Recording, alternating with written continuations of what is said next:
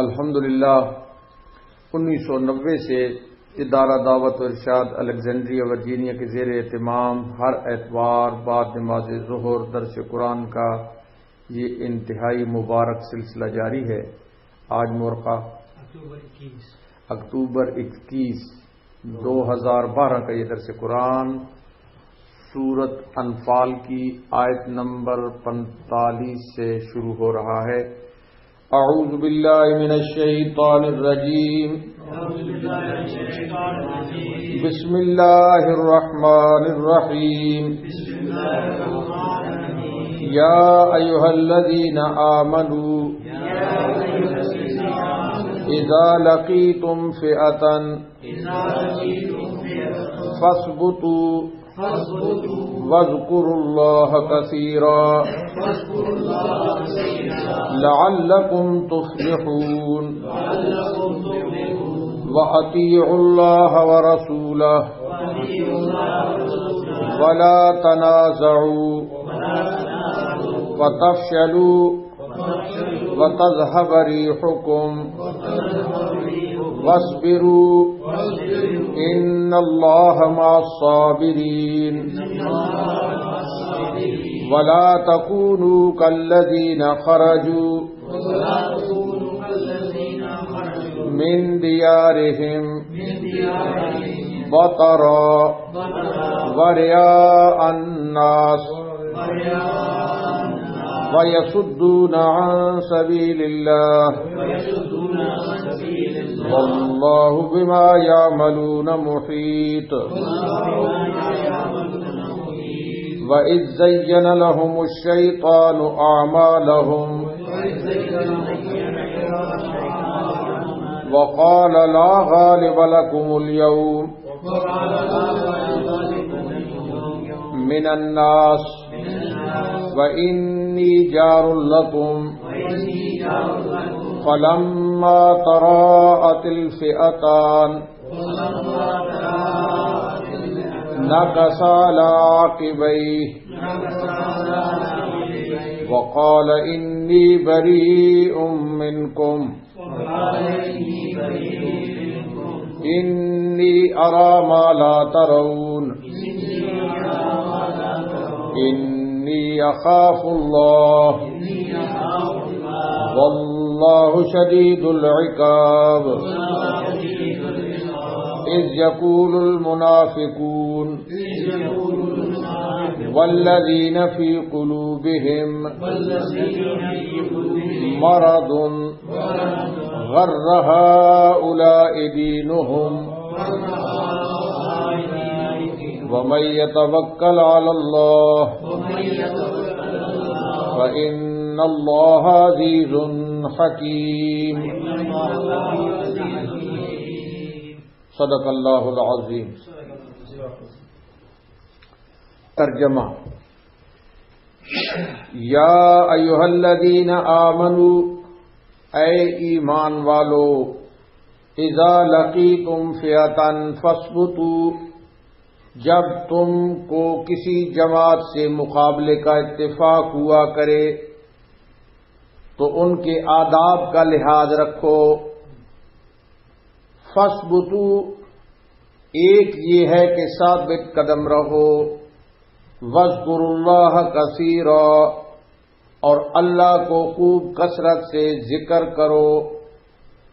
لعلکم تفلحون، امید ہے کہ تم کامیاب ہو۔ وَأَطِیعُوا اللَّهَ وَرَسُولَهُ، اللہ اور اس کے رسول کی اطاعت کا لحاظ کیا کرو۔ وَلَا تَنَازَعُوا فَتَفْشَلُوا وَتَذْهَبَ رِيحُكُمْ، اور نزاع مت کرو، نہ اپنے امام سے نہ آپس میں، ورنہ کم ہمت ہو جاؤ گے اور تمہاری ہوا اکھڑ جائے گی۔ وَاصْبِرُوا، اور صبر کرو۔ ان اللہ مع الصابرین، بے شک اللہ تعالی صبر کرنے والوں کے ساتھ ہیں۔ ولا تکونوا کالذین خرجوا من دیارہم بطرا، اور ان کافر لوگوں کے مشابہ مت ہونا جو اسی واقعے بدر میں اپنے گھروں سے اتراتے ہوئے وریا الناس اور لوگوں کو دکھلاتے ہوئے نکلے، وَيَصُدُّونَ عَن سَبِيلِ اللَّهِ اور لوگوں کو اللہ کے رستے دین سے روکتے تھے. وَاللَّهُ بِمَا يَعْمَلُونَ مُحِيطٌ اور اللہ تعالیٰ ان کے اعمال کو اپنے علم میں احاطہ کیے لیے ہوئے ہیں. وَإِذْ زَيَّنَ لَهُمُ الشَّيْطَانُ أَعْمَالَهُمْ اور اس وقت کا ان سے ذکر کیجئے جبکہ شیطان نے ان کفار کو ان کے اعمال خوشنما کر کے دکھلائے. وَقَالَ لَا غَالِبَ لَكُمُ الْيَوْمَ مِنَ النَّاسِ اور کہا کہ لوگوں میں سے آج کوئی تم پر غالب آنے والا نہیں. وَإِنِّي جَارٌ لَكُمْ اور میں تمہارا حامی ہوں. فَلَمَّا تَرَاءَتِ الْفِئَتَانِ نَكَصَ عَلَىٰ عَقِبَيْهِ پھر جب دونوں جماعتیں کفار اور مسلمین کی ایک دوسرے کے مقابل ہوئیں تو وہ الٹے پاؤں بھاگا.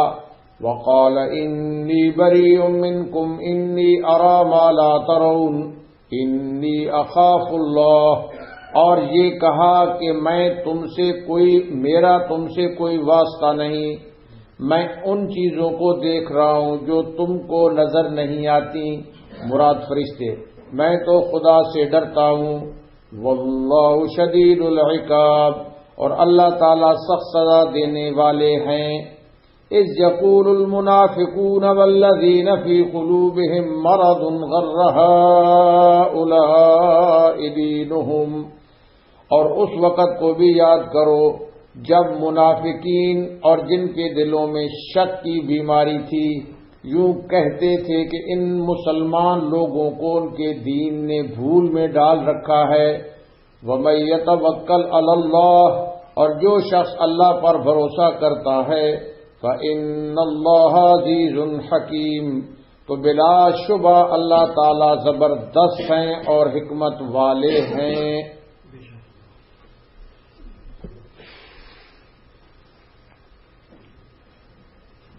اوپر آیات میں بدر کے واقعات کا ذکر چلا رہا ہے.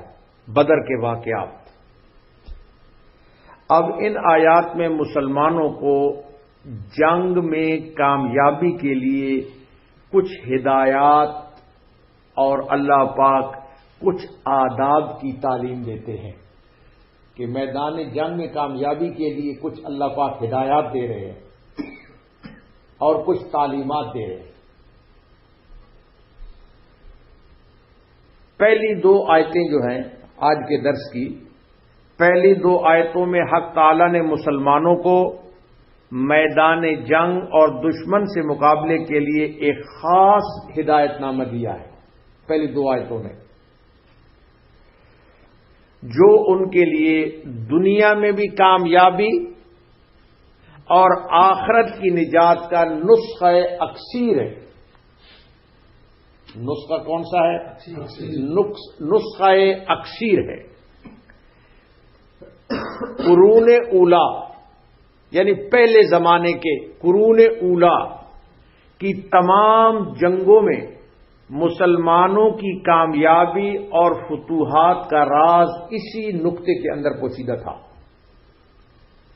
جو اللہ پاک کا بھی ذکر فرمائیں گے. قرون اولا میں آپ جانتے ہیں کہ مسلمان ہمیشہ کامیاب رہے، مسلمان ہمیشہ کامیاب رہے. تو قرون اولا کی تمام جنگوں میں مسلمانوں کی کامیابی اور فتوحات کا راز اسی کے اندر مضمر تھا جو اللہ پاک ابھی ذکر فرمانے والے ہیں. اور وہ چیزیں کون سی ہیں؟ سب سے پہلی چیز ہے اللہ پاک فرماتے ہیں سبحان اللہ، فرمایا یا ایھا الذین آمنوا اذا لقیتم فئۃ اے ایمان والو جب تم کو کسی جماعت سے مقابلے کا اتفاق ہوا کرے فاثبتوا تو ان آداب کا لحاظ کرو. پہلا یہ ہے کہ ثابت قدم رہو. پہلا کیا ہے؟ ثابت قدم رہو. ثابت رہنا اور جمنا، ثابت رہو اور جم کر رہو. ثابت رہو اور کیسے رہو؟ جم کر رہو. کیونکہ جب کسی شخص کا دل مضبوط ہو، جب کسی شخص کا دل مضبوط ہو اور ثبات نہ ہو اور اس کے قدم ثابت نہیں رہ سکتے، ثبات نہ ہو تو اس شخص کے قدم ثابت نہیں رہ سکتے، جس کو ہر مومن اور کافر جانتا ہے، اس بات کو ہر مومن اور کافر بھی جانتا ہے۔ دنیا کی ہر قوم اپنی جنگوں میں اس کا اہتمام کرتی ہے، دنیا کی ہر قوم اپنی جنگوں کے اندر اس کا کیا کرتی ہے؟ اس کا اہتمام کرتی ہے، کیونکہ میدان جنگ کا سب سے پہلے اور کامیاب ہتھیار یہی ہے کہ آدمی ثابت قدم رہے۔ آدمی کیا رہے؟ ثابت قدم رہے۔ نمبر 2، فرمایا ذکر اللہ۔ دوسری کیا چیز ہے؟ ذکر اللہ، اللہ کا ذکر۔ یہ وہ مخصوص ہتھیار ہے، یہ جو اللہ کا ذکر ہے یہ وہ مخصوص ہتھیار ہے جس سے مومن کے سوا عام دنیا غافل ہے۔ سو بات کو تو پوری دنیا جانتی ہے، لیکن دوسرا چیز وہ ہتھیار ہے کہ جس کو سوائے مومن کے پوری دنیا اس سے کیا ہے؟ پوری دنیا غافل ہے۔ اور پوری دنیا جنگ کے لیے بہترین اسلحہ اور نئے نئے سامان مہیا کرتی ہے، نئے نئے سامان مہیا کرتی ہے، مگر مسلمانوں کے اس روحانی اور مانوی ہتھیار سے بے خبر ہے۔ یہ جو ذکر اللہ ہے یہ مسلمانوں کا مانوی اور مسلمانوں کا روحانی، یہ جو ہتھیار ہے اس سے پوری دنیا غافل ہے، اس سے پوری دنیا اور بے خبر ہے۔ یہی وجہ ہے کہ ہر میدان میں جہاں مسلمانوں کا مقابلہ ان ہدایات کے مطابق کسی قوم سے ہوا، ثبات، ثابت قدم رہنا اور ذکر اللہ۔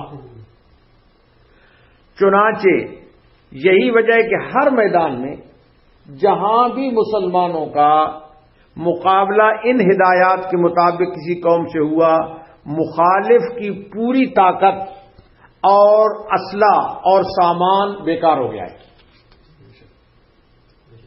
کیا ہو گیا ہے؟ بیکار ہو گیا۔ ذکر اللہ سے بڑھ کر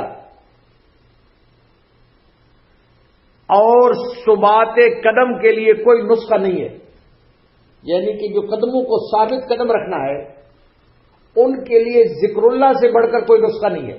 اگر ذکر کرتے رہو گے اللہ کا تو قدم ثابت قدم رہو گے۔ کیا رہو گے؟ ذکر اللہ سے بڑھ کر ثبات قدم کے لیے کوئی نسخہ نہیں ہے، کوئی نسخہ۔ اللہ کی یاد اور اللہ کے اوپر اعتماد وہ بجلی کی طاقت ہے۔ سنو، اللہ کی یاد اور اللہ کے اوپر اعتماد، اللہ کے اوپر اللہ کی یاد اور اللہ کے اوپر اعتماد وہ بجلی کی طاقت ہے جو انسان ضعیف کو پہاڑ سے ٹکرا جانے کے اوپر آمادہ کر دیتی ہے،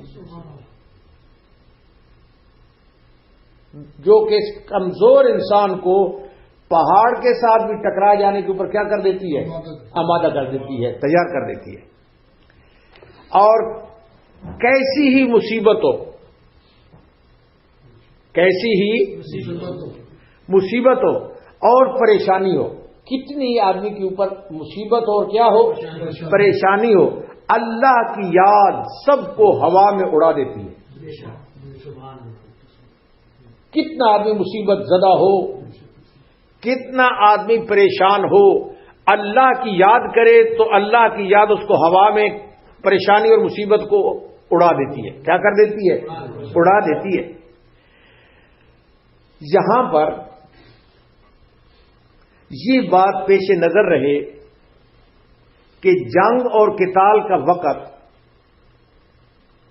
عادتاً ایسا وقت ہوتا ہے، جو جنگ اور قتال کا وقت ہوتا ہے عادتاً ایسا، عموماً ایسا وقت ہوتا ہے کہ اس میں کوئی کسی کو یاد نہیں کرتا.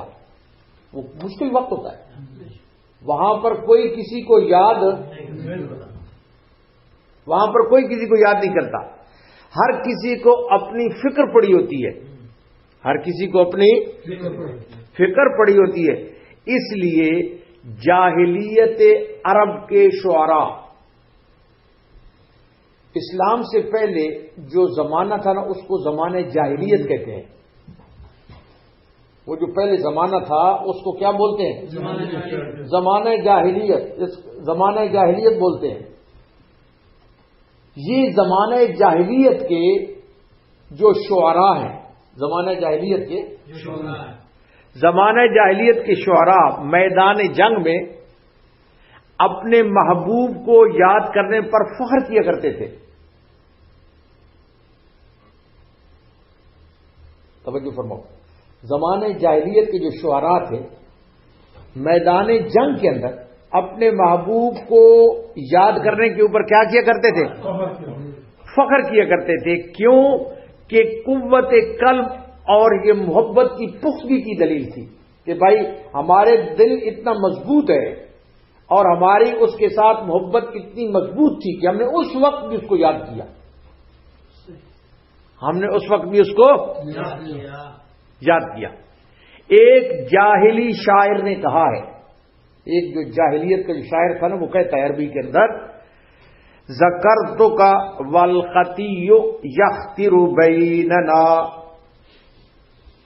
کہنے لگا کہ میں نے تجھے اس وقت بھی یاد کیا. محبوب کو کہنے لگا کہ میں نے تجھے اس وقت بھی یاد کیا جب کہ نیزے ہمارے درمیان لچک رہے تھے. جب نیزے ہمارے درمیان، اتنے خطرناک وقت کے اندر بھی میں نے تم کو یاد کیا. اپنا احسان جتلا رہا ہے. اپنا کیا کر رہا ہے؟ اپنا احسان جتلا رہا ہے. قرآن کریم نے اس پرخطر موقع کے اوپر، قرآن کریم نے اس پرخطر موقع کے اوپر مسلمانوں کو ذکر اللہ کی تلقین فرمائی ہے. اس پرخطر موقع کے اوپر اللہ پاک نے مسلمانوں کو ذکر اللہ کی تلقین فرمائی ہے. اور وہ بھی سبحان اللہ، اللہ پاک نے کثیرہ کے لفظ کے ساتھ تلقین فرمائی. کس کے ساتھ؟ کثیرہ کے ساتھ. آپ کی توجہ ہے؟ فرمایا وَاذْكُرُوا اللَّهَ كَثِيرًا. کیا فرمایا؟ وَاذْكُرُوا اللَّهَ. ذکر اللہ کے اوپر اکتفا نہیں فرمایا، بلکہ اللہ پاک نے ساتھ کثیرہ بھی فرمایا. کیا فرمایا؟ کثیرہ کے ساتھ تاکید فرمائیے. یہاں یہ بات قابل غور ہے کہ پورے قرآن میں ذکر کے سوا کسی عبادت کو کثرت سے کرنے کا حکم نہیں ہے. پورے قرآن میں کسی عبادت کو کثرت سے کرنے کا حکم نہیں ہے. پورے قرآن میں صلاتن کثیرہ کا لفظ نہیں ہے. صلاتن کا لفظ یعنی زیادہ نمازیں پڑھو. پورے قرآن میں صلاتن کثیرہ کا لفظ نہیں ہے. پورے قرآن میں صیامن کثیرہ کا لفظ نہیں ہے کہ زیادہ روزے رکھو. صیامن کثیرہ کا لفظ نہیں ہے. وجہ اس کی یہ ہے کہ اللہ پاک نے جو ذکر کے ساتھ کثیرہ فرمایا، ذکر کے ساتھ کثیرہ فرمایا، ذکر ایک ایسی آسان عبادت ہے. وجہ یہ ہے کہ ذکر ایسی آسان عبادت ہے کہ اس میں کوئی بڑا وقت بھی خرچ نہیں ہوتا. اس میں کوئی بڑا وقت بھی، جیسے نماز میں وقت ہوتا ہے، وضو کرو، قبلہ رخ ہو جاؤ، تو اس میں کوئی بڑا وقت خرچ نہیں ہوتا. ذکر اللہ میں نہ کوئی زیادہ محنت خرچ ہوتی ہے، اور ذکر اللہ میں دوسرے کاموں میں کوئی رکاوٹ بھی پیدا نہیں ہوتی. اگر کوئی آدمی اور کام کر رہا ہے، ڈرائیونگ کر رہا ہے، کوئی اور کام کر رہا ہے، دوسرے کام میں کوئی رکاوٹ بھی پیدا نہیں ہوتی. اس پر مزید یہ کہ اللہ تعالی نے محض اپنے فضل سے ذکر اللہ کے لیے کوئی شرط اور پابندی بھی نہیں لگائی. اللہ پاک نے محض اپنے فضل سے ذکر اللہ کے لیے کوئی شرط اور پابندی بھی نہیں لگائی. ذکر اللہ کے لیے وضو، طہارت اور لباس اور قبلہ ان میں سے کوئی شرط نہیں ہے.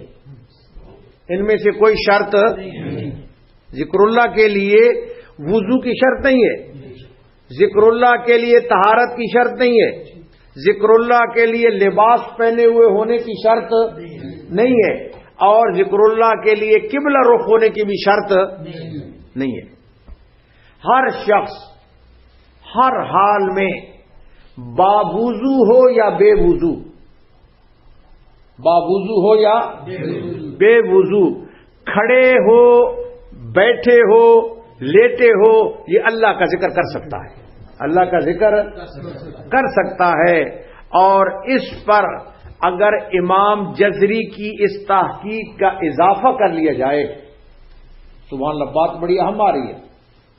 اس کے اوپر امام جزری نے ذکر اللہ کے اوپر ایک بات کہی ہے، اس کے اوپر جو باتیں کی گئیں ذکر اللہ کے متعلق، اس کے اوپر اگر امام جزری رحمت اللہ علیہ کی اس تحقیق کا اضافہ کر لیا جائے، امام جزری رحمت اللہ علیہ فرماتے ہیں کہ ذکر اللہ صرف زبان اور دل کے ساتھ ہی نہیں ہوا کرتا.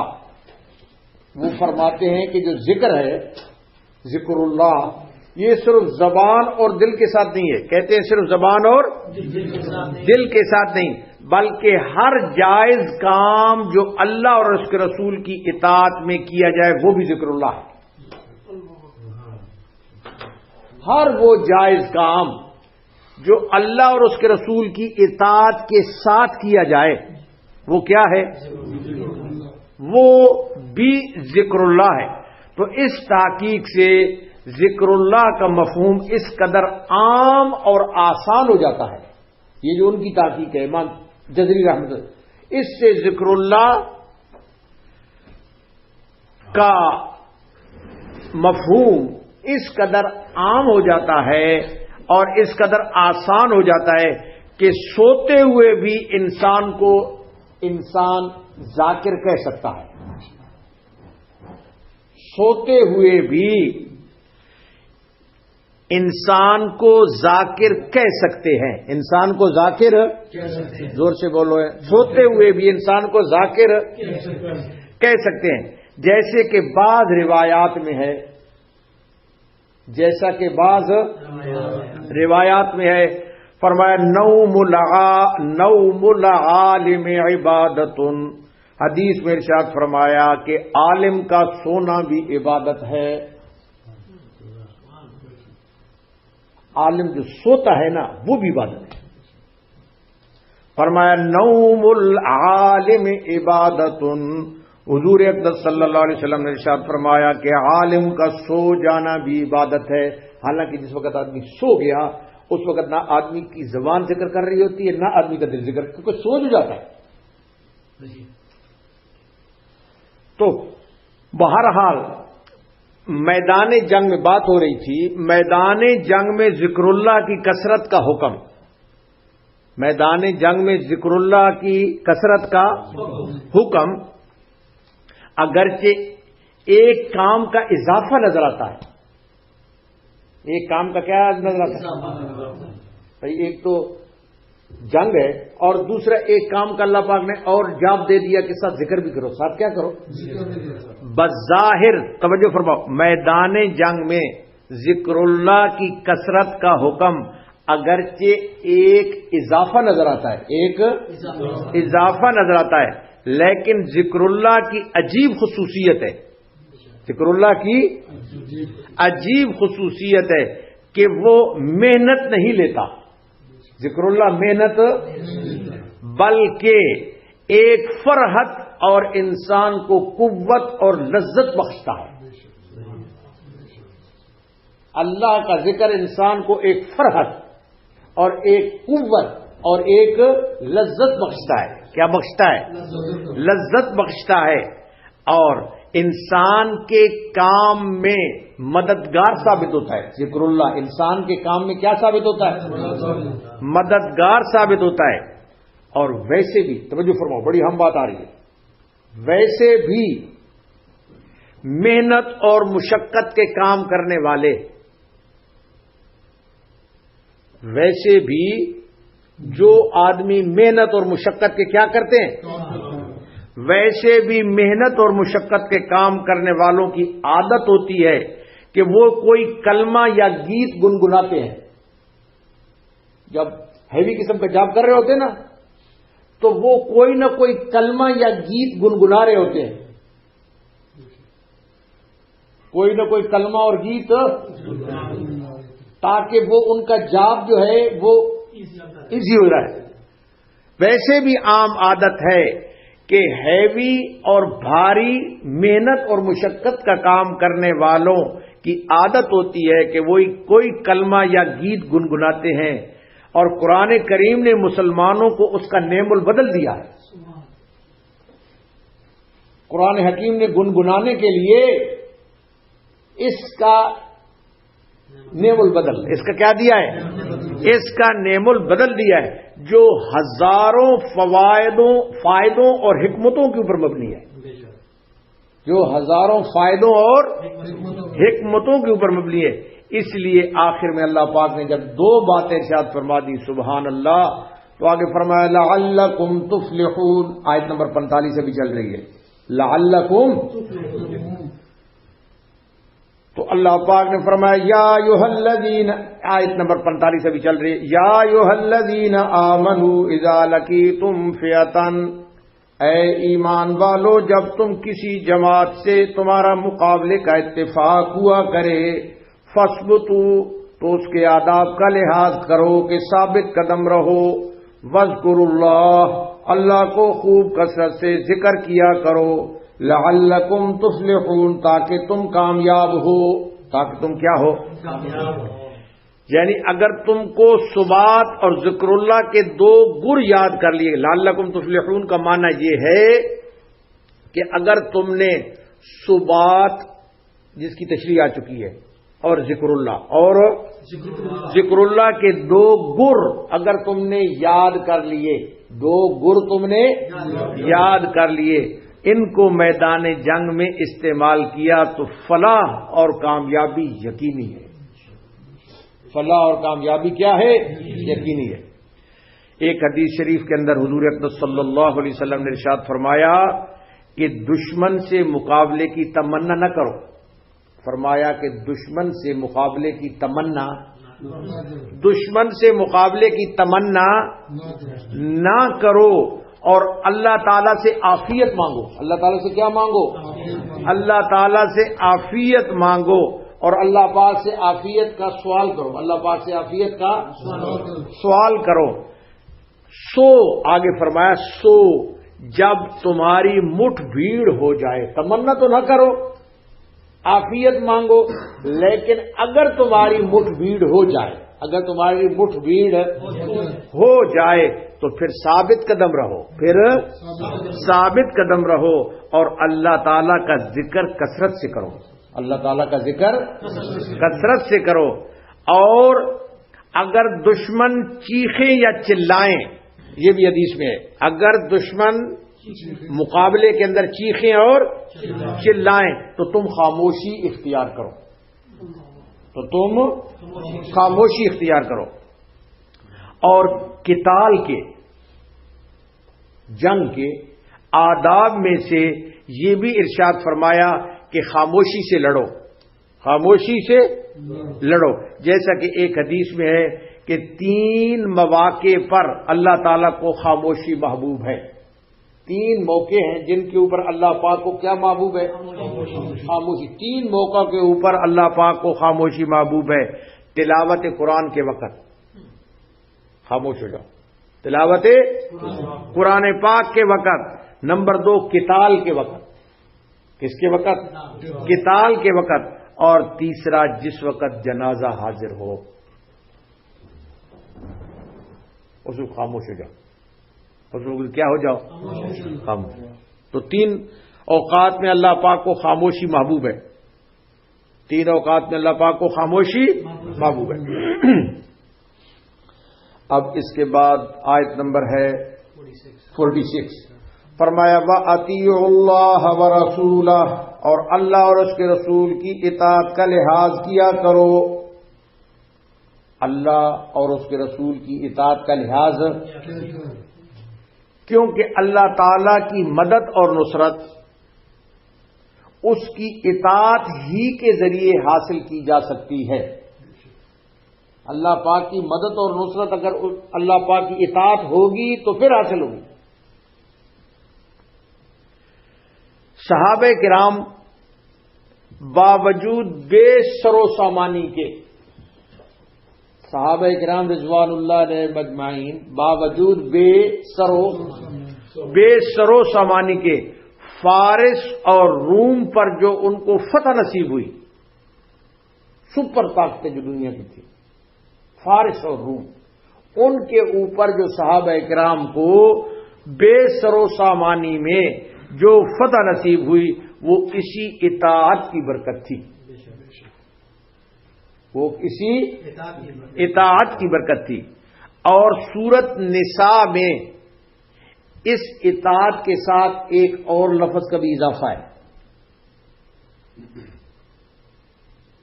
فرمایا وہاں وَأَطِیعُوا اللَّهَ وَرَسُولَهُ، اللہ کی اطاعت کرو، اس کے رسول کی اطاعت کرو.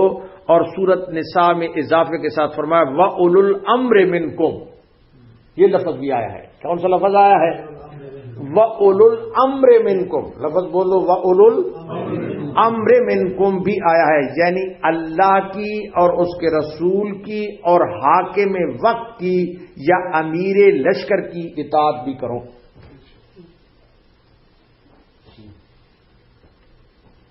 البتہ امیر کی اطاعت اللہ اور اس کے رسول کی اطاعت کے تابع ہے. امیر کی جو اطاعت ہے وہ اللہ اور اس کے رسول کی اطاعت کے کیا ہے؟ اللہ اور اس کے رسول کی اطاعت کے تابع ہے. اگر امیر معروف بات کا حکم دے گا، اگر امیر معروف حکم کا کیا دے گا؟ معروف بات کا حکم دے گا تو اطاعت ہوگی، تو پھر اطاعت، ورنہ نہیں، ورنہ نہیں. اگر غلط بات کا امیر حکم دے، اگر غلط بات کا امیر یا حاکم حکم دے تو فلا سمع ولا طاعت، پھر کوئی سننا نہیں ہے اور کوئی اطاعت نہیں، پھر کوئی سننا اور اطاعت نہیں ہے. ہر جائز کام اطاعت امیر کے لیے، اس میں اطاعت امیر چاہیے. ہر جائز کام میں اطاعت امیر چاہیے. کیا چاہیے؟ اور وہ کتنا ہی ناخوشگوار ہی کیوں نہ ہو، لیکن اگر جائز ہے تو پھر امیر کی اطاعت ہونی چاہیے، پھر امیر کی اطاعت ہونی چاہیے. اب اس کے بعد آیت نمبر 46 ابھی چل رہی ہے. فرمایا وَلَا تَنَازَعُوا فَتَفْشَلُوا وَتَذْهَبَ رِيحُكُمْ. فرمایا نزاع مت کرو اپنے امام سے، نہ اپنے امام سے اور نہ آپس میں. نزاع لڑائی جھگڑا مت کرو، نزاع مت کرو نہ اپنے آپ سے، نہ آپس میں اور نہ امام سے. اگر تم کرو گے یہ نزاع تو فرمایا فتفشلوا، کم ہمت ہو جاؤ گے. کیا ہو جاؤ گے؟ وَتَذْهَبَ رِيحُكُمْ، تمہاری ہوا اکھڑ جائے گی، تمہاری ہوا اکھڑ جائے گی. اب توجہ فرماؤ، قرآنی ہدایت نامے کی 3 دفعات پیچھے گزر چکی ہیں. جو قرآن کا یہ ہدایت نامہ ابھی جو دے رہے ہیں اللہ پاک میدان کا، 3 ہدایات گزر چکی ہیں. کون کون سی؟ پہلی تھی ثبات، دوسرا تھا ذکر اللہ، دوسرا کیا تھا؟ اور تیسری تھی اطاعت. تیسری کیا تھی؟ تیسری تھی اطاعت. اب اس کے بعد مضر پہلوؤں کے اوپر اللہ پاک تنبیہ فرماتے ہیں جو مضر پہلو ہے، جو نقصان دہ پہلو ہے، ان کے اوپر اللہ پاک کیا فرماتے ہیں؟ تنبیہ فرماتے ہیں کہ ان سے اور ان سے بچنے کی اللہ پاک ہدایت فرما رہے ہیں کہ ان سے بچنا، ان سے بچنا۔ اور وہ مضر پہلو جو جنگ کی کامیابی سے مانع ہوتا ہے، ایک ان میں سے ہے باہمی اختلاف۔ باہمی اختلاف، اس باہمی اختلاف کے دو نتیجے بیان کیے گئے۔ اللہ پاک نے اس باہمی اختلاف کے کتنے نتیجے بیان کیے؟ دو نتیجے بیان فرمائے ہیں۔ ایک یہ ہے کہ تم ذاتی طور پر بزدل ہو جاؤ گے، اختلاف سے تم ذاتی طور پر کیا ہو جاؤ گے؟ بزدل ہو جاؤ گے۔ اور دوسرا یہ ہے کہ تمہاری ہوا اکھڑ جائے گی، تمہاری ہوا اکھڑ جائے گی، اور دشمن کی نظر میں تم حقیر ہو جاؤ گے۔ دشمن کی نظر میں تم کیا ہو جاؤ گے؟ تم حقیر ہو جاؤ گے۔ اور باہمی اتحاد و اعتماد کی صورت میں توجہ فرماؤ، جس وقت آدمی کا باہمی اتحاد ہوتا ہے تو باہمی اتحاد اور اگر اعتماد آپس میں ہے جماعت کا، اس کی صورت میں ہر انسان کے ساتھ پوری جماعت کی طاقت لگی ہوتی ہے۔ ہر ایک آدمی کے ساتھ پوری جماعت کی کیا ہوتی ہے؟ طاقت لگی ہوتی ہے۔ اس لیے ایک آدمی اپنے اندر ایک جماعت کی قوت محسوس کرتا ہے۔ ایک آدمی اپنے اندر پوری جماعت کی کیا کرتا ہے؟ قوت محسوس کرتا ہے۔ اور جب اتحاد و اعتماد نہ رہا، جب اتحاد اور اعتماد نہ رہا تو اس کی اکیلی قوت رہ گئی، اس آدمی کی اکیلی قوت رہ گئی۔ ظاہر ہے کہ جنگ کے میدان میں وہ کوئی چیز نہیں ہے، جنگ کے میدان میں وہ کوئی چیز نہیں ہے۔ اور اس کے بعد اللہ پاک نے سبحان اللہ آخر میں فرمایا وَاصْبِرُوا، لفظ دیکھو کیا فرمایا۔ اب وَاصْبِرُوا کی جو ہے نا عزت جو ہے نا کیسے اللہ پاک سبحان اللہ وَاصْبِرُوا فرمایا، کیا فرمایا؟ وَاصْبِرُوا، یعنی صبر کو لازم پکڑو۔ اللہ پاک فرماتے ہیں صبر کو لازم پکڑو۔ کتنا ہی ہم خیال ہو کوئی آدمی، کتنے آدمی آپس میں کیا ہو، چند آدمی ہیں، ایک گروپ ہے، ایک جماعت ہے، کتنے ہی ہم خیال ہو، مگر کسی مقصد کی کوشش اگر کرتے ہیں تو اختلاف ضرور پیش آتا ہے۔ اگر کوئی مقصد ہے اور اس کی کوشش کرتے ہیں تو آپس میں اختلاف ضرور ہو، اختلاف ضرور پیش آتا ہے، اور اختلاف ضرور ہو جایا کرتا ہے، اختلاف ضرور ہو جایا کرتا ہے۔ اس لیے دوسروں کے ساتھ چلنے اور ان کو ساتھ رکھنے کے لیے اس کے علاوہ کوئی چارہ کار نہیں ہے کہ آدمی خلاف طبع امور کے اوپر صبر کرے۔ سب کو ساتھ چلانے کے لیے یہ ضروری ہے کہ انسان خلاف طبع امور کے اوپر صبر کرے۔ خلاف امور، خلاف طبع جو چیزیں ہیں انسان اس کے اوپر کیا کرے؟ صبر کرے، اور ان کو خلاف طبع چیزوں کو نظر انداز کرے، اور ان کو نظر انداز کرنے کا آدمی اپنے آپ کو عادی بنائے، اگنور کرے، ان کو نظر انداز کرنے کا اپنے آپ کو عادی بنائے، اور اپنی رائے پر ہر انسان اپنی رائے، اپنا جو اس کا ویو ہے، اپنی رائے کے اوپر اتنا جماد اور اتنا اصرار اس کو نہیں ہونا چاہیے، اس کو اتنا جماد اور اتنا اصرار نہیں ہونا چاہیے کہ اگر اس کو قبول نہ کیا جائے تو لڑ بیٹھے، اگر اس کو قبول نہ کیا جائے تو کیا کرے؟ کہے کہ میری بات تو سنی نہیں گئی، لڑ بیٹھے۔ اسی صورت کا کہ یہ اگر آدمی کام کرتا ہے، اسی کا نام صبر ہے۔ یہ جو تفصیل بیان کی گئی ہے اس کا نام کیا ہے؟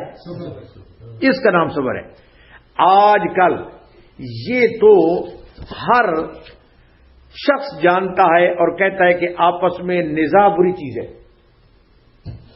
یہ تو ہر آدمی آج کل جانتا ہے کہ نزاع آپس میں کیا ہے؟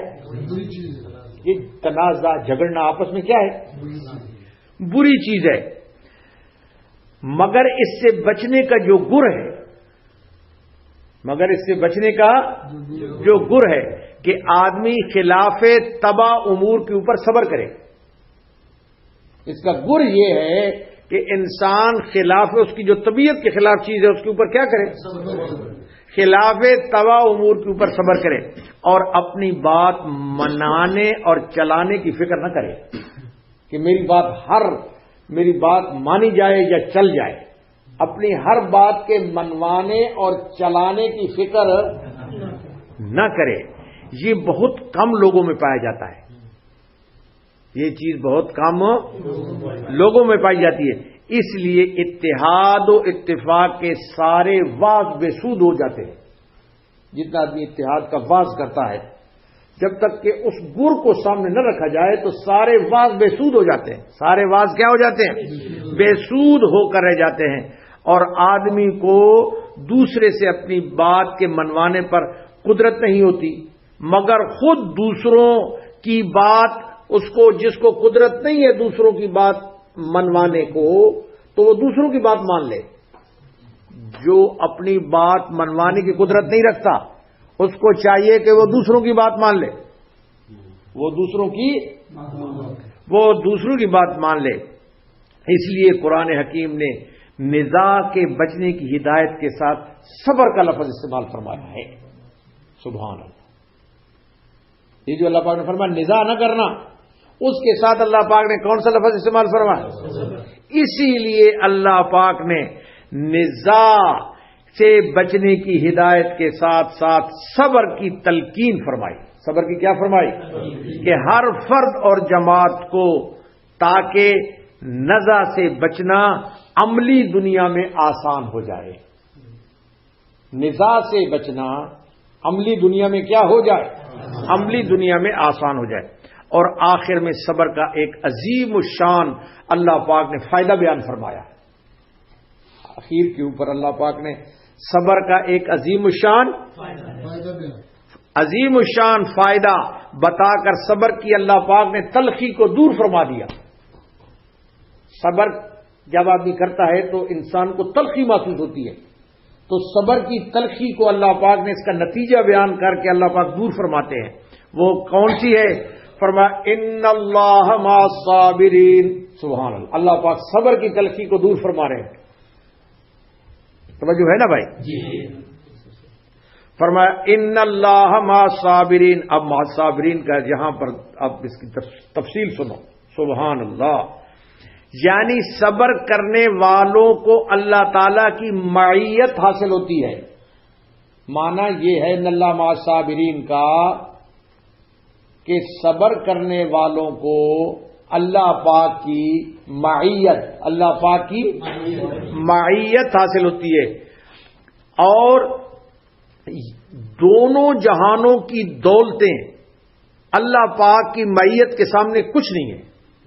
جس شخص کو اللہ کا ساتھ نصیب ہو جائے، فرمایا صبر کرنے والوں کو اللہ کا ساتھ نصیب ہوگا، تو دونوں جہان کی نعمتیں اللہ کی معیت کے سامنے سبحان اللہ. دونوں جہان کی نعمتیں، دونوں جہان کی دولتیں، ساری دولتیں اس کے مقابلے میں ہیچ ہیں. اور امام ابن کثیر رحمۃ اللہ علیہ فرماتے ہیں، امام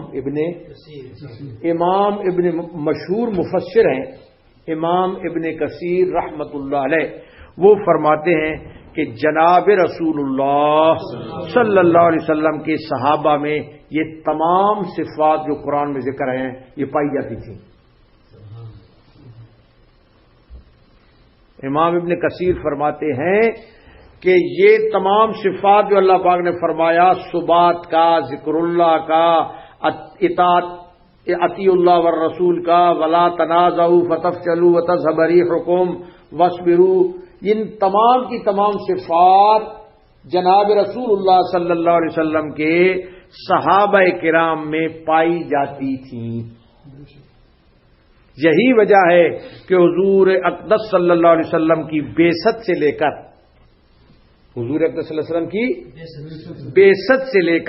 50 سال تک، صرف 50 سال تک، کتنا سال؟ صرف 50 سال تک مسلمان دنیا، آدھی دنیا کے اوپر چھا گئے، صرف 50 سال میں۔ حضور اکرم صلی اللہ علیہ وسلم کی بعثت کے بعد 50 سال تک، چونکہ یہ تمام خصوصیات صحابہ میں پائی جاتی تھی، تمام خصوصیات صحابہ میں، اس وجہ سے مسلمان آدھی دنیا کے اوپر چھا گئے، اور اس وقت کوئی قابل ذکر قوت اور طاقت مسلمانوں کے ساتھ ٹکر نہیں لے سکتی تھی، کوئی قوت اور طاقت اس وقت مسلمانوں کے سامنے ٹکر نہیں لے سکتی تھی۔ اللہ اکبر۔ اب اس کے بعد آیت نمبر آ رہی ہے بھائی، کون سی؟ 47۔ پہلے اس کا ترجمہ سنو۔ فرمایا وَلَا تَكُونُوا كَالَّذِينَ خَرَجُوا مِن دِيَارِهِمْ بَطَرًا وَرِئَاءَ النَّاسِ وَيَصُدُّونَ عَن سَبِيلِ اللَّهِ وَاللَّهُ بِمَا يَعْمَلُونَ مُحِيطٌ، اور ان کافر لوگوں کے مشابہ مت ہونا جو اسی واقع بدر میں اپنے گھروں سے اتراتے ہوئے اور لوگوں کو دکھلاتے ہوئے نکلے، وَيَصُدُّونَ عَن سَبِيلِ اللَّهِ، اور لوگوں کو اللہ کے رستے دین سے روکتے تھے، واللہ بما یعملون محیط، اور اللہ تعالیٰ ان کے اعمال کو اپنے علم میں احاطے میں لیے ہوئے ہیں۔ یہ اللہ پاک اس آیت میں ایک مضر پہلو کے اوپر تنبیہ فرما رہے ہیں، ایک نقصان دہ پہلو کے اوپر اللہ پاک کیا فرما رہے ہیں؟ تنبیہ فرما رہے ہیں، متنبہ فرما رہے ہیں، الرٹ فرما رہے ہیں، اور اس سے پرہیز کی اللہ پاک ہدایت دے رہے ہیں کہ یہ جس چیز کی ابھی ہم ذکر کر رہے ہیں، اللہ پاک فرمایا اس سے پرہیز رکھنا، اس سے کیا رکھنا؟ پرہیز رکھنا۔ وہ یہ کہ اپنی قوت اور کثرت پر ناز، اپنی قوت اور کثرت کے اوپر ناز، یا کام میں اخلاص کی بجائے اپنی کوئی غرض مضمر ہو، کام میں اخلاص کی بجائے، اللہ کی رضا کے بجائے کوئی اپنی چیز مضمر ہو، کوئی اپنی غرض مضمر ہو، کوئی غرض مضمر ہو، کیونکہ یہ دونوں چیزیں بھی بڑی بڑی طاقتور جماعتوں کو پسپا کر دیتی ہیں۔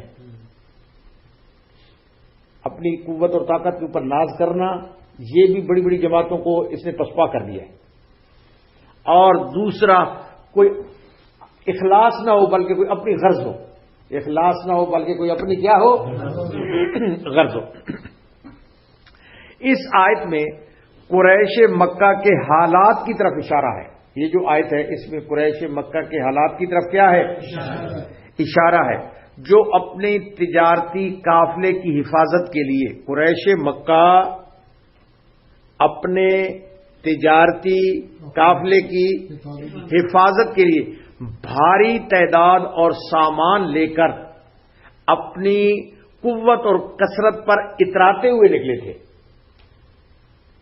اپنی قوت اور کثرت کے اوپر اتراتے ہوئے اور ناز کرتے ہوئے نکلے تھے، اور جب تجارتی قافلہ مسلمانوں کی زد سے ان کا باہر ہو گیا، وہ جو ابو سفیان وہ قافلہ لے کر آ رہے تھے، جب ان کا کفار کا تجارتی قافلہ مسلمانوں کی زد سے کیا ہو گیا؟ باہر ہو گیا۔ کیا ہو گیا؟ باہر ہو گیا۔ اس وقت بھی ان کے لیے وہ واپس نہیں ہوئے، اس وقت بھی وہ واپس نہیں ہوئے، اور اپنی شجاعت اور بہادری کا مظاہرہ کرنے لگ گئے، اپنی شجاعت اور بہادری کا کیا کرنے لگ گئے؟ مظاہرہ کرنے لگ گئے۔ مستند روایات میں آتا ہے، مستند روایات میں آتا ہے کہ جب ابو سفیان اپنا تجارتی قافلہ لے کر مسلمانوں کی زد سے بچ نکلے، ابو سفیان وہ جو قافلہ لے کر آ رہے تھے، وہ اپنا تجارتی قافلہ مسلمانوں لے کر اپنے مسلمانوں کی زد سے بچ نکلے تو ابو جہل کے پاس انہوں نے قاصد بھیجا. ابو سفیان نے ابو جہل کے پاس کیا بھیجا؟ کیونکہ ابو جہل تو علیحدہ لے کر جا رہا تھا نا، اور وہ ادھر سے بچ کر، تو جس وقت یہ بچ نکلے ابو سفیان تو انہوں نے ابو جہل کے پاس قاصد بھیجا. ابو جہل کے پاس قاصد بھیجا. اب تمہارے آگے بڑھنے کی ضرورت نہیں ہے. ابو سفیان نے کہا کہ اب تمہارے آگے بڑھنے کی ضرورت نہیں ہے، واپس آ جاؤ. کیا کرو؟ واپس آ جاؤ. اور بھی بہت سے قریشی سرداروں کی یہی رائے تھی کہ اب واپس ہو جانا چاہیے، کیونکہ ہم تو قافلے کی حفاظت کے لیے نکلے، قافلہ بچ نکلا ہے.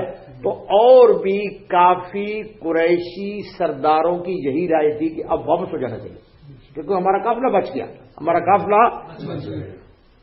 مگر ابو جہل اپنے کبر اور غرور میں اور شہرت پرستی کے جذبے میں اس نے قسم اٹھا لی تھی. اس نے وہاں پر قسم اٹھا لی. کیا کر لی؟ اس نے قسم اٹھا لی کہ ہم اس وقت تک واپس نہیں ہوں گے جب تک کہ چند روز مقام بدر میں پہنچ کر اپنی فتح کا جشن نہ منا لیں.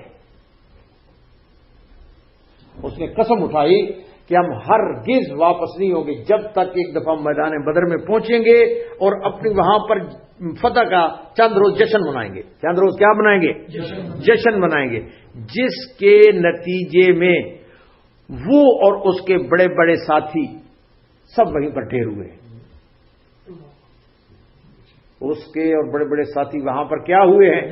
وہاں پر ڈھیر ہوئے اور ایک گڑھے میں ڈالے گئے. ایک گڑھے میں ڈالے گئے. اللہ تعالیٰ نے مسلمانوں کو اس طرح کرنے سے منع فرمایا ہے. اللہ تعالیٰ نے مسلمانوں کو ایسا کرنے سے منع فرمایا. تو یہی ہے اس آیت کا ترجمہ. ایک نمبر پھر سن لیجئے. فرمایا ولا تکونوا، آیت نمبر 47 چل رہی ہے. ولا تکونوا کالذین خرجوا من دیارہم بطرا ورئاء الناس، اور ان کافر لوگوں کے مشابہ بھی مت ہونا، سبحان اللہ، کہ جو اس واقعے بدر میں اپنے گھروں سے اتراتے ہوئے نکلے. کیونکہ اللہ پاک کو اترانا پسند نہیں ہے. جو اپنے گھروں سے اتراتے ہوئے نکلے، ورئاء الناس، اور لوگوں کو دکھلاتے ہوئے نکلے، وَيَصُدُّونَ عَن سَبِيلِ اللَّهِ، اور لوگوں کو اللہ کے راستے دین سے روکتے تھے. وَاللَّهُ بِمَا يَعْمَلُونَ مُحِيطٌ، اور اللہ تعالیٰ ان کے اعمال کو اپنے علم میں احاطے میں لیے ہوئے ہیں.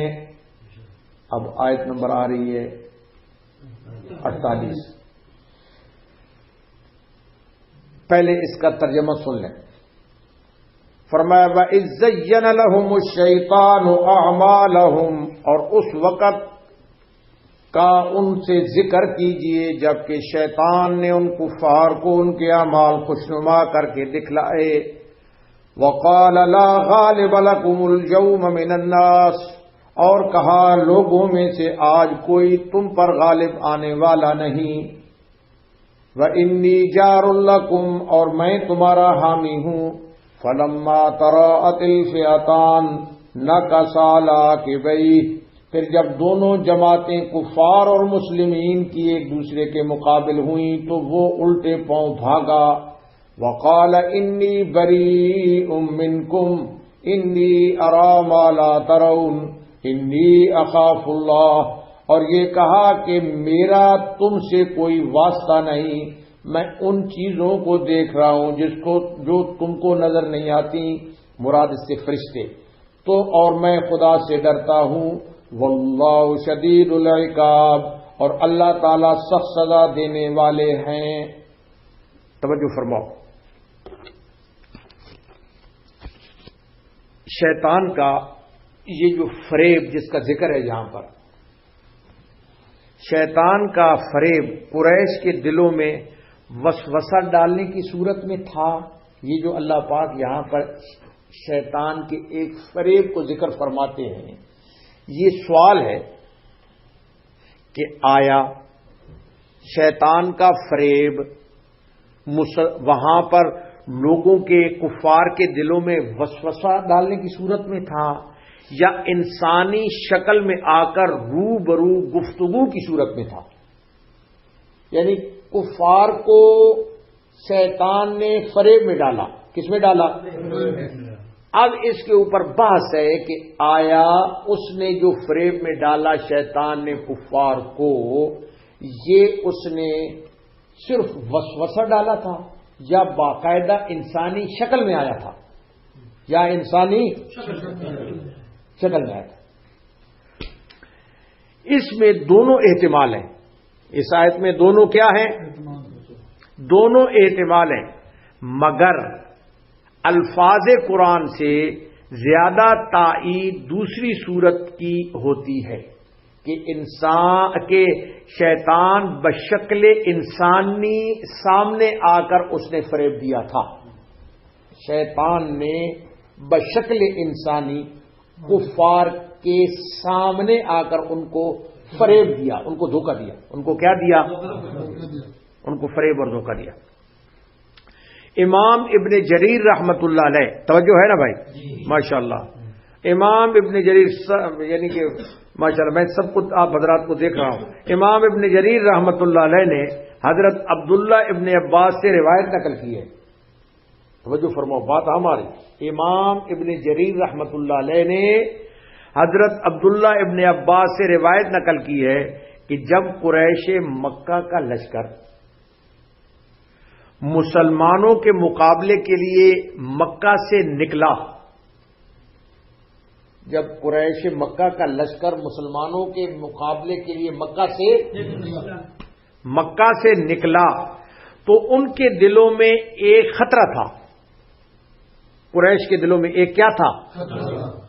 قریش کے دلوں میں ایک خوف تھا، ایک خطرہ تھا اس بات کا کہ ہمارے قریب ایک قبیلہ بنو بکر ہے.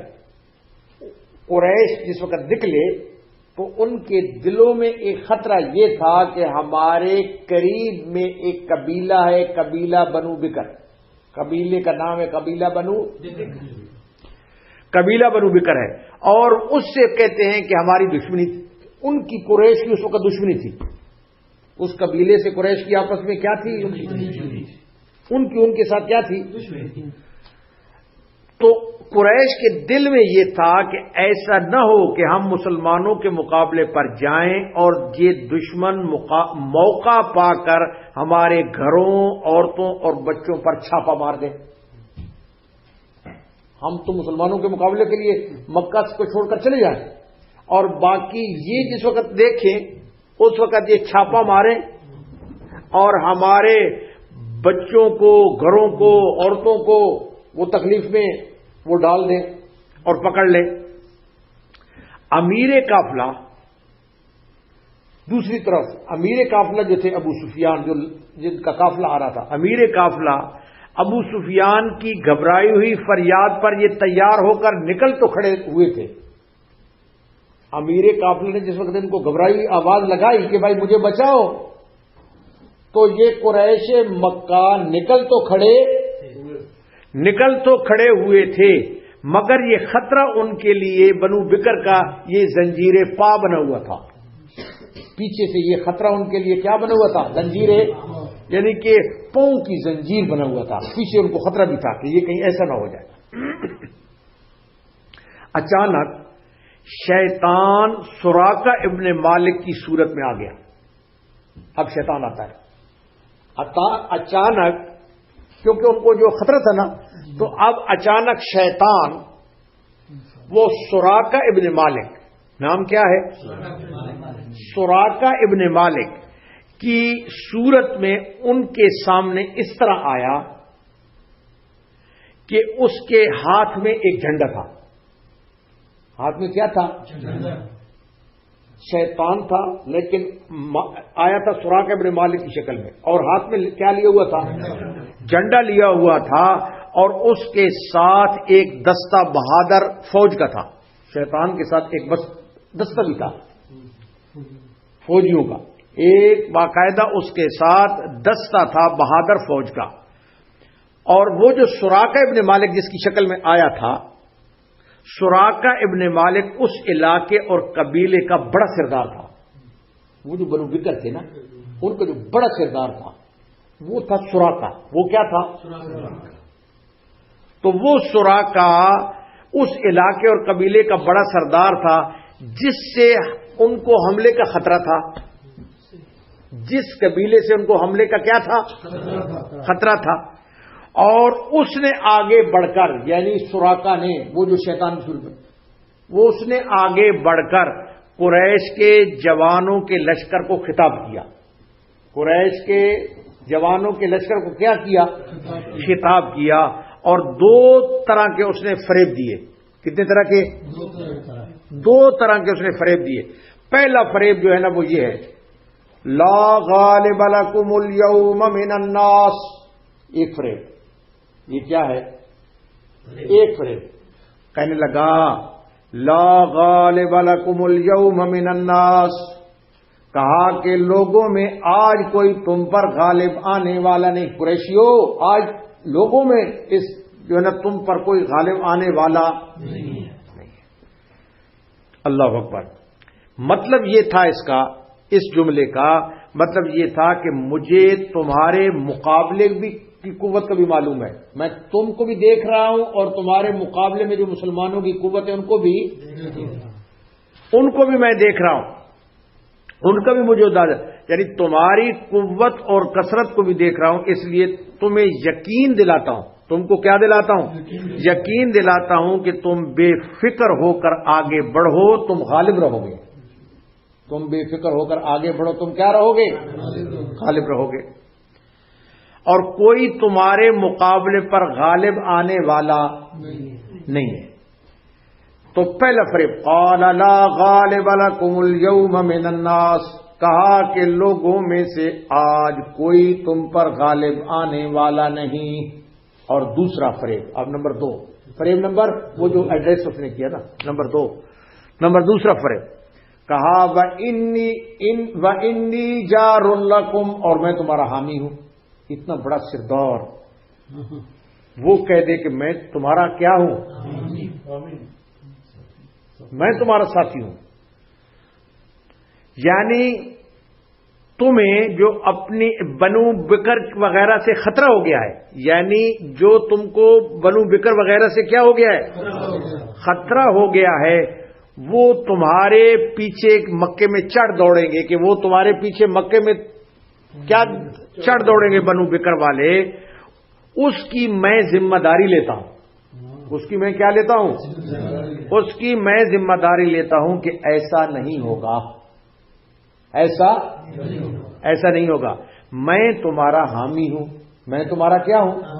جب سردار نے، ان کے پورے سردار نے یہ کہہ دیا کہ میں تمہارا حامی، اور ان سے بے فکر ہو جاؤ. ان سے کیا ہو جاؤ؟ ان سے بے فکر ہو. میں تمہارا حامی ہوں. قریش مکہ سراقہ ابن مالک اور اس کی بڑی شخصیت اور اس کے اثر و رسوخ سے پہلے ہی واقف تھے. جو قریش مکہ تھے، وہ جو سراقہ ابن مالک تھا، اس کے کتنی بڑی اس کی شخصیت تھی، اس سے بھی واقف تھے. اور اس کے اثر و رسوخ سے بھی کیا تھے؟ واقف تھے. اس کی اس بات کو سن کر، سراقہ کی اس بات کو سن کر، ان قریش مکہ کے دل جم گئے. لڑائی کے لیے دل، ان کو ہمت آ گئی. ان کے دل جم گئے اور قبیلہ بنو بکر کے خطرے سے بے فکر ہو گئے. خطرے سے کیا ہو گئے؟ اور مسلمانوں کے مقابلے کے لیے آمادہ ہو گئے. مسلمانوں کے مقابلے کے لیے کیا ہو گئے؟ آمادہ ہو گئے. یہ جو شیطان کا یہ دو گنا جو فریب تھا، ایک تو کہا لا غالب لکم اليوم، اور دوسرا کہا وَإِنِّي جَارٌ لَكُمْ. یہ دو گنا جو اس کا دو گنا جو اس کا فریب سے شیطان ان لوگوں کو اپنے مقتل کی طرف، یہ جو فریب جو دو گنا اس کا فریب تھا، شیطان ان لوگوں کو ان کے مقتل کی طرف اور ان کی قتل گاہ کی طرف اور ان کے سلاٹرنگ ہاؤس کی طرف ہنکا کر لے گیا. ان کو ان کے مقتل کی طرف اور ہکا کر کیا کر کے لے گیا. یہ 2 فریب دے کر ان کو ہکا کر لے گیا. اچھا، اب جس وقت یہ اس کے 2 اب فلما آگے فلما سے اب بات آ رہی ہے، توجہ ہے نا بھائی. فرمایا فلما تراءت الفئتان نقص علی عقبیہ، پھر جب دونوں جماعتیں کفار اور مسلمین کی ایک دوسرے کے مقابل ہوئیں تو وہ الٹے پاؤں بھاگا. شیطان الٹے پاؤں. اب شیطان کی آگے کارروائی کرو. جب مشرکین مکہ، توجہ فرماؤ، جب مشرکین مکہ اور مسلمانوں کی دونوں جماعتیں مقام بدر میں آمنے سامنے ہو گئیں، آمنے سامنے ہو گئیں تو شیطان پچھلے پاؤں لوٹ گیا. شیطان پچھلے پاؤں لوٹ گیا. غزوہ بدر میں توجہ فرمائے، غزوہ بدر میں چونکہ مشرکین مکہ کی پیٹھ پر، غزوہ بدر میں چونکہ مشرکین مکہ کی پیٹھ پر ایک شیطانی لشکر بھی آ گیا تھا. ویسے بھی مشرکین کی جو تعداد تھی وہ 1000 تھی، 3 گنا زیادہ تھی. اور پھر جس وقت شیطان کا لشکر بھی آ گیا، اس لیے اللہ نے ان کے مقابلے میں فرشتوں کا لشکر جبرائیل اور میکائیل کی قیادت میں بھیج دیا. یعنی کہ جس وقت ان کفار کی ادھر سے فوجیں آ گئیں اور وہ 3 گنا تھیں، اور پھر اس کے بعد شیطان کا لشکر بھی آ گیا، تو اب اللہ پاک نے جبرائیل اور میکائیل کی قیادت میں فرشتوں کا لشکر بھیج دیا. امام ابن جریر رحمت اللہ علیہ فرماتے ہیں کہ بروایت ابن عباس نقل کرتے ہیں، امام ابن جریر رحمت اللہ علیہ حضرت بروایت ابن عباس، حضرت ابن عباس کی روایت سے نقل کرتے ہیں کہ شیطان نے جو اس وقت بشکل انسانی، سراقہ ابن مالک، کس کی شکل میں تھے؟ سراقہ ابن مالک کی صورت میں اپنے لشکر کی قیادت کر رہا تھا. اپنے لشکر کی کیا کر رہا تھا؟ قیادت کر رہا تھا. جب اس شیطان نے جبرائیل امین اور فرشتوں کے لشکر کو دیکھا، جب اس نے یہ تو قیادت کر رہا تھا نا، تو جب اس نے جبرائیل امین اور فرشتوں کے لشکر کو، کیونکہ یہ تو دیکھ سکتا تھا اور اس نے فرشتوں کو دیکھ لیا، جب اس نے ان کو دیکھا تو گھبرا اٹھا. شیطان گھبرا اٹھا، اور اس وقت اس شیطان کا ہاتھ ایک قریشی جوان حارث ابن ہشام کے ہاتھ میں تھا. اس کا ہاتھ جو تھا ایک قریشی نوجوان، اس کا نام تھا حارث ابن ہشام. نام کیا تھا؟ حارث ابن ہشام. اس کے ہاتھ میں تھا. فوراً اس سے اپنے ہاتھ چھڑا کر بھاگنا چاہا. اس سے ہاتھ چھڑا کر شیطان نے بھاگنا چاہا. حارث نے اس کو ٹوکا. وہ جو حارث تھا قریشی نوجوان، اس نے ٹوکا. کیا کرتے ہو؟ سراقہ، وہ تو سراقے کی شکل میں تھا نا، تو کہا سراقہ کیا کرتے ہو؟ تو اس نے اس کے سینے کے اوپر مار کر، ٹپا مار کر اور سینے کے اوپر دھکیل کر اس کو گرا دیا. اس کو گرا دیا اور اپنے شیطانی لشکر کو لے کر بھاگ پڑا. اپنے شیطانی لشکر کو لے کر بھاگ پڑا. وہ حارث جس کے ہاتھ اس نے پکڑا ہوا، آپس میں پکڑے ہوئے تھے، وہ حارث نے اسے سراقہ سمجھتے ہوئے، کیونکہ وہ اس کو سراقہ ہی سمجھ رہا تھا، تو وہ شیطان اس کو سراقہ سمجھتے ہوئے شیطان نے کہا اے عرب کے سردار سراقہ. اس نے پیچھے اس کو آواز دی کہ اے عرب، حارث نے کہ اے عرب کے سردار سراقہ، اے عرب کے سردار سراقہ، تو نے یہ کیا کہا تھا؟ تو نے یہ کیا کہا تھا کہ میں تمہارا حامی ہوں؟ تم نے تو کہا تھا کہ میں تمہارا کیا ہوں، میں تمہارا حامی ہوں اور میں تمہارا مددگار ہوں، اور عین میدان جنگ میں یہ کیا حرکت کر رہے ہو؟ عین میدان جنگ میں تم یہ کیا حرکت کر رہے ہو؟ تو شیطان نے بشکل سورا کا جواب دیا. جب اس نے کہا نا حارث نے اس کو، تو اس وقت شیطان نے، تو شکل تو بنائے ہوئے تھا کس کی؟ سوراخا کی. تو اس وقت شیطان نے بشکل سوراخا اس نے جواب دیا، کہا انی بری منکم انی ارا ما لا ترون، کہ میں تم سے میرا کوئی واسطہ نہیں، میں ان چیزوں کو دیکھ رہا ہوں جو تم کو نظر نہیں آتی. مراد فرشتے، ان فرشتے آ چکے ہیں. کہنے لگا کہ میرا تم سے کوئی واسطہ، انی بری منکم انی ارا ما لا ترون، کہ میرا تم سے کوئی واسطہ نہیں، میں ان چیزوں کو دیکھ رہا ہوں جو تم کو نظر نہیں آتی. مراد فرشتے، مراد کون سے ہیں؟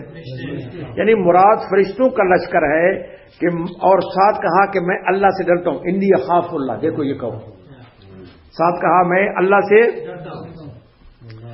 میں اللہ کا کہا، شیطان نے کہا میں اللہ سے کیا کرتا ہوں؟ ڈرتا ہوں. اس لیے میں تمہارا ساتھ چھوڑتا ہوں، اس وجہ سے میں تمہارا ساتھ چھوڑتا ہوں. شیطان نے، توجہ فرماؤ، شیطان نے فرشتوں کا لشکر دیکھا، شیطان نے فرشتوں کا لشکر دیکھا تو ان کی قوت سے شیطان واقف تھا. فرشتوں کی قوت سے شیطان کیا تھا؟ فرشتوں کی قوت سے شیطان کیا تھا؟ واقف تھا. سمجھ گیا کہ اب اپنی خیر نہیں ہے، سمجھ گیا کہ اب اپنی خیر. بھائی انسانوں کے ساتھ مقابلہ ہوتا تو پھر تو کچھ ہوتا، لیکن وہ تو سامنے فرشتے آ چکے تھے، تو اس نے سمجھ لیا کہ اب اپنی خیر، اب اپنی خیر نہیں. اور یہ جو کہا کہ میں، اس نے کہا نا کہ میں اللہ سے ڈرتا ہوں، یہ کہا نا انی اخاف اللہ، یہ جو اس نے کہا کہ میں اللہ سے ڈرتا ہوں، اس سلسلے میں تھوڑی سی بات ہے. امام ابن قتادہ رحمۃ اللہ علیہ نے فرمایا کہ یہ اس نے جھوٹ بولا.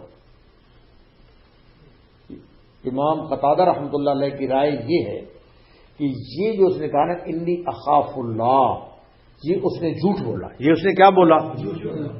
جھوٹ بولا.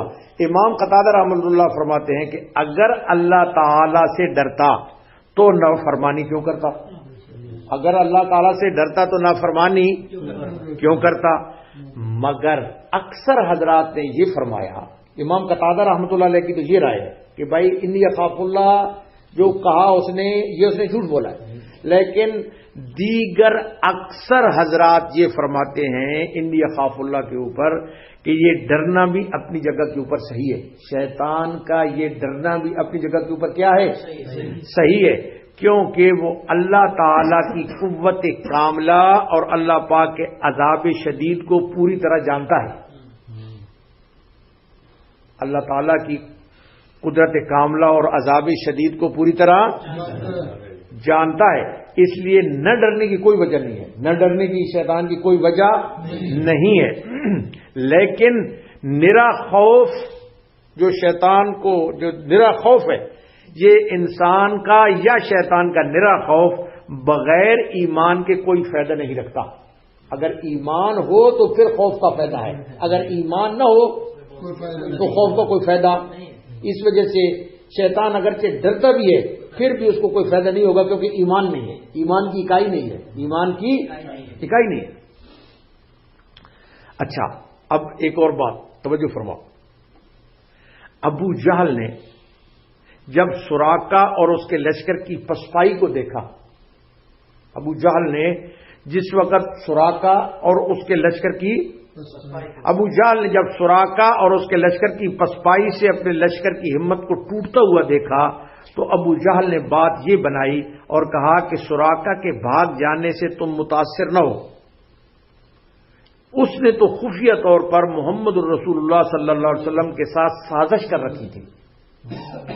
اس نے کہا، تم اپنے ساتھیوں کا کہ تم فکر مت کرو، اس نے حضرت محمد رسول اللہ صلی اللہ علیہ وسلم کے ساتھ سازش کر رکھی ہے. شیطان کی پسپائی کے بعد ان کا جو حشر ہوا تھا وہ تو ہوا، پھر جب یہ لوگ جو ان کا حشر ہوا وہ تو ہوا، یعنی کہ مطلب ان کو شکست ہو گئی.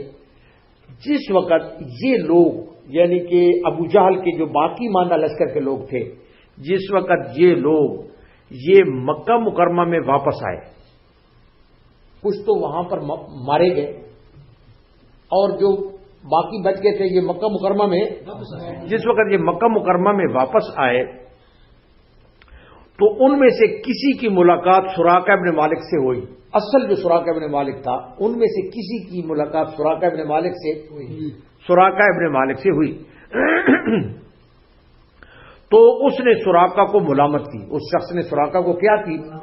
ملامت کی کہ جنگ بدر میں ہماری شکست اور ہمارے سارے نقصان کے ذمہ دار تم ہو. اس نے کہا جنگ بدر میں ہماری شکست اور سارے نقصان کے ذمہ دار تم ہو. تم نے عین جنگ میں پسپا ہو کر ہمارے نوجوانوں کی ہمت توڑ دی، ہمارے نوجوانوں کی ہمت توڑ دی.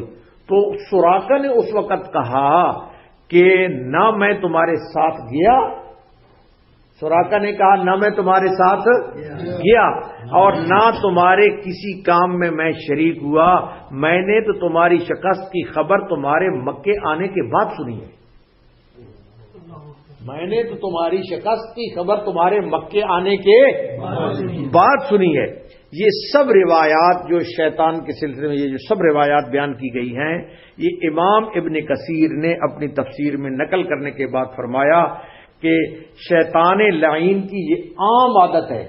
شیطان لعین کی یہ کیا ہے؟ عام عادت. بیان اللہ پاک قرآن حکیم میں عام عادت اس کی بیان فرماتے ہیں کمثل الشیطان اذ قال للانسان اکفر فلما کفر قال انی بریء منک انی اخاف اللہ رب العالمین. یعنی کہ یہ شیطان اسی قسم کے دھوکے عموماً اور اکثر دیتا رہتا ہے. شیطان کے واقعہ سے یہ چند باتیں معلوم ہوئیں، شیطان کے واقعہ سے چند باتیں معلوم ہوئیں. ذرا جلدی کرنا ہے کیونکہ شیطان کے واقعہ سے چند باتیں معلوم ہیں. شیطان انسان کا پہلی بات تو یہ ہے کہ انسان کا دشمن ہے، اس کو نقصان پہنچانے کے لیے طرح طرح کے ہیلے کرتا رہتا ہے اور بہروپ بدلتا رہتا ہے. بعض اوقات محض دل میں وسوسہ ڈال کر انسان کو پریشان کرتا ہے اور بعض اوقات سامنے آ کر بھی دھوکہ دیتا ہے. دوسری بات یہ ہے کہ شیطان کو اللہ تعالی نے قدرت دی ہے کہ وہ مختلف شکلوں میں ظاہر ہو سکتا ہے، اور اس لیے علماء کرام لوگوں کو متنبہ فرماتے ہیں کہ کسی شخص کو دیکھ کر یا اس کے کلام کو سن کر بغیر تحقیق حال کے اس کے پیچھے چلنا خطرناک ہو سکتا ہے. اور کشف و الہام میں بھی شیطان کی تلبیسات ہو سکتی ہیں. اور تیسری بات یہ فرمائی کہ جو لوگ کفر و شرک یا دوسرے ناجائز اعمال میں مبتلا ہیں، ان کا زیادہ سبب یہی ہے کہ شیطان ان کے اعمال بد کو خوبصورت ظاہر کر کے ان کے دل و دماغ کو حق سے پھیر دیتا ہے، اور وہ اپنے باطل ہی کو حق اور برے کو بھلا سمجھنے لگتے ہیں. اور اہل حق کی طرح اپنے باطل کے اوپر جان دیتے ہیں. اہل حق جیسے جان دیتے ہیں، اہل باطل بھی اس کے اوپر کیا دیتے ہیں؟ باطل کے اوپر جان دیتے ہیں. اس لیے قریشی لشکر اور اس کے سردار جب بیت اللہ سے رخصت ہو رہے تھے تو بیت اللہ کے سامنے ان الفاظ کے ساتھ انہوں نے دعا کی تھی، اللہم انصر احدنا احدى الطائفتین، اللہم انصر احدى الطائفتین، یعنی اے اللہ ہم دونوں جماعتوں میں سے جو زیادہ ہدایت پر ہے اس کی مدد فرما اور فتح دیجئے. یہ بے خبر لوگ شیطانی فریب میں آ کر اپنے ہی کو زیادہ ہدایت پر اور حق جانب سمجھتے تھے اور پورے اخلاص کے ساتھ اپنے باطل کی حمایت اور نصرت میں جان کی اور مال کی قربانی کر رہے تھے. اس سے معلوم ہوا کہ نرا اخلاص کافی نہیں ہے جب تک کہ عمل کا رخ درست نہ ہو، جب تک عمل کا رخ درست نہ ہو. بس انشاءاللہ اسی کے اوپر ختم کرتے ہیں. ربنا تقبل منا انك انت السميع العليم وتب علينا انك انت التواب الرحيم.